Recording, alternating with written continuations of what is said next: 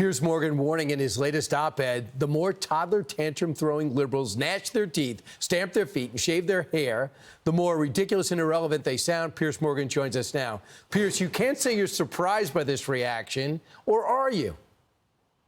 I'm not surprised, Brian. They are reverting to type. We saw all this in 2016. We're seeing it now with bells on. But honestly, I've just had enough of it. Will they just shut up? If they're not shaving their heads, screaming and posting the videos to TikTok, or they're disowning their Republican boyfriends for having the audacity to vote for a president who just won by a landslide, then they're now all running off X, Elon Musk's social media platform. They're all quitting.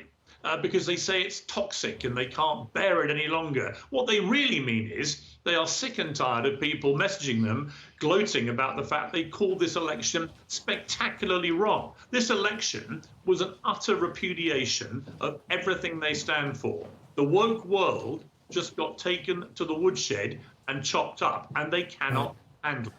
And Piers, you predicted, by the way, just for the record, you predicted one of the first, that would be the greatest comeback ever, and that it would be a big win, just so everybody knows. Lastly, also insincerity. You look, Joe and Mika, they met with Hitler over the weekend. Then we find out that Joe Biden, democracy's over if Trump wins. Hey, Donald, why don't you come over and visit the White House? They shake hands and talk for 2 hours. Don't they know they've been played? Well, it does make you wonder, doesn't it? Supposedly he's a fascist, he's the new Hitler, he's going to be an existential threat to American democracy. That's what people like Joe and Mika and what Joe Biden and Kamala Harris and everybody else, all the liberals, have been screaming for years on end. And yet the moment he wins, suddenly Biden's inviting him to the White House, Joe and Mika are trotting down to Mar-a-Lago. But to give you some idea of the hysteria, Brian, over here in the UK, we have a bridge called the Clifton Suspension Bridge in Bristol. And the Clifton Suspension Bridge has actually announced they are quitting Twitter. It's a bridge. It's not even a human being. It is a bridge. And they are quitting Twitter. So we'll no longer, around the world, get our updates from the Clifton Suspension Bridge. These people are completely insane. And we should, I think now, pity them and care for them and put our arms around them because they are mentally unwell. But it's also worth bringing up in the last minute we have, Piers, that advertisers, while they might, The Guardian and others might be leaving Twitter, advertisers are coming back to Twitter, which is now X.